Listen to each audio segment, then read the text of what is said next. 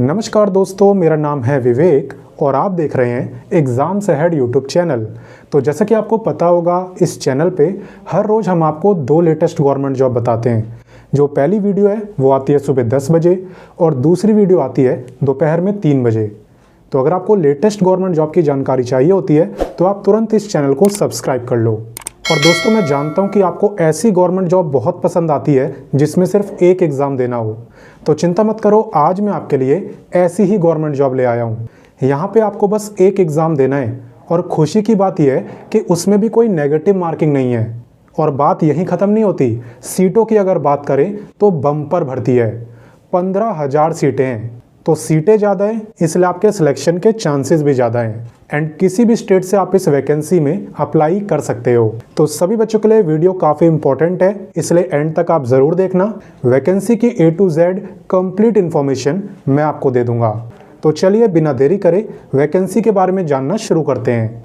दोस्तों, सबसे पहले मैं आपको बताता हूँ विभाग का नाम। आखिर ये गवर्नमेंट जॉब निकाली किसने है? तो ये गवर्नमेंट जॉब आई है गृह रक्षक विभाग की तरफ से। ये आपके विभाग का नाम है और इसी के अंदर आपकी सरकारी नौकरी लगने वाली है। किसके अंदर? गृह रक्षक विभाग के अंदर। क्वालिफिकेशन की अगर बात करें तो यहाँ पे कोई भी 12वीं पास होमगार्ड के लिए अप्लाई कर सकता है। होमगार्ड को हिंदी में गृह रक्षक ही कहते हैं, ठीक है।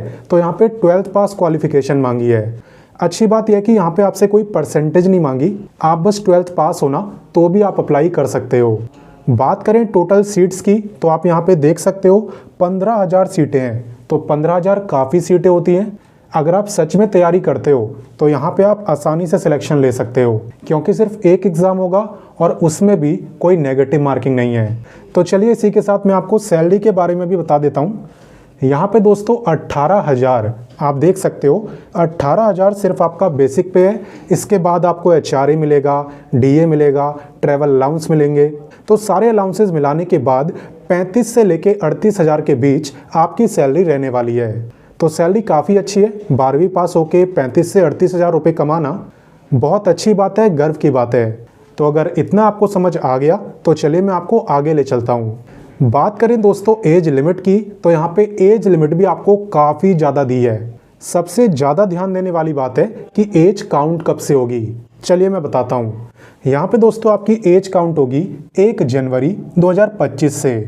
यानी अभी आपकी कितनी एज है ना, इस बात से फ़र्क नहीं पड़ता। 1 जनवरी 2025 को आपकी कितनी एज थी ये आपको देखना है। अगर 1 जनवरी 2025 को आपकी एज 18 से लेके 40 साल के बीच में थी तब आप इस वैकेंसी में अप्लाई कर सकते हो। और ये मैं आपको जनरल की एज लिमिट बता रहा हूँ। अगर आप रिजर्व कैटेगरी से हो ना तब तो आपको रिलैक्सेशन भी दिया जाएगा। हालांकि रिलैक्सेशन वही लेंगे जो इस स्टेट में रहते हैं जिसमें वैकेंसी आई है। अदर स्टेट से आप अप्लाई तो कर सकते हो लेकिन आप आओगे जनरल कैटेगरी में। बाकी चलिए मैं आपको एज रिलैक्सेशन बता देता हूँ। तो देखिए, एज रिलैक्सेशन की बात करें ना तो यहाँ पे SC ST को पूरे 5 साल का रिलैक्सेशन मिलता है। यानी SC ST वाले 45 ईयर तक इस वैकेंसी में अप्लाई कर सकते हैं। और अगर आप OBC कैंडिडेट हो तो आपको मिलता है 3 साल का रिलैक्सेशन, यानी कि आप अप्लाई कर सकते हो 43 ईयर तक। हालांकि एज रिलैक्सेशन आपको तभी मिलेगा ना जब आप पे कास्ट का सर्टिफिकेट भी होगा। आपको प्रूफ करना होगा कि आप SC ST के हो, OBC के हो, तभी आपको रिलैक्सेशन मिलेगा, वरना सभी बच्चे जनरल में काउंट करे जाएंगे। ये मैं आपको पहले ही बता दे रहा हूँ। तो अगर सर्टिफिकेट वगैरह ना हो तो उसे बनवा लेना। बाकी चलिए हम आगे बढ़ते हैं। अब यहाँ पे मैं आपको बताता हूँ एप्लीकेशन फ़ीस के बारे में, यानी इस गवर्नमेंट जॉब में अप्लाई करने के लिए आपको कितने पैसे खर्च करने पड़ेंगे। चलिए देखते हैं। यहाँ पे दोस्तों अगर आप जनरल, OBC या EWS के कैंडिडेट हो तब आपको देने होंगे 450 रुपये। वहीं पे अगर आप SC ST के कैंडिडेट हो तब आपकी फ़ीस लगेगी 112 रुपये। और ये मैं आपको पहले ही बता चुका हूँ कि जो अदर स्टेट के कैंडिडेट हैं वो सभी जनरल कैटेगरी में काउंट करे जाएंगे और आपको 450 रुपये ही देने होंगे अगर आप इस गवर्नमेंट जॉब में अप्लाई करते हो। तो आगे बात समझ? तो चलिए आगे बढ़ते हैं। अब दोस्तों मैं आपको बताने वाला हूँ सिलेक्शन प्रोसेस के बारे में। तो मैं आपको शुरू से बताता आ रहा हूँ कि यहाँ पे आपका सिर्फ एक एग्ज़ाम होगा जिसमें कि कोई नेगेटिव मार्किंग भी नहीं होगी। तो चलिए देखते हैं। तो जैसा कि मैंने आपको बताया ना, यहाँ पे आपका ऑनलाइन एग्ज़ाम होगा जिसमें कि MCQ टाइप के क्वेश्चन आपसे पूछे जाएंगे। ऑनलाइन एग्ज़ाम का मतलब है कि आप एग्ज़ाम सेंटर पे जब जाओगे ना तो वहाँ पे कंप्यूटर स्क्रीन पे आपका एग्ज़ाम होगा। कंप्यूटर स्क्रीन पे आपको MCQ क्वेश्चन दिख रहे होंगे, जहाँ पे एक क्वेश्चन के 4 ऑप्शन होंगे ABCD, बिल्कुल कौन बनेगा करोड़पति की तरह, और जो भी आपको सही लगेगा उस पर आपको टिक करना है। हालांकि यहाँ पे आप करोड़पति नहीं बनोगे, आप बनोगे सरकारी बाबू, I mean गवर्नमेंट जॉब आपको मिलेगी। बाकी चलिए मैं आपको एग्ज़ाम पैटर्न भी बता देता हूँ। तो देखिए, एग्ज़ाम पैटर्न की बात करें तो टोटल आपसे 100 क्वेश्चन पूछे जाते हैं। 100 में से 25 होते हैं हिंदी के, 25 होते हैं इंग्लिश के, 25 होते हैं GK के और 25 होते हैं आपके मैथ के। टोटल हो गए 100। एंड टाइम आपको यहाँ पे मिलता है पूरे 120 मिनट का, यानी कि 2 घंटे के अंदर आपको 100 क्वेश्चन करने होते हैं।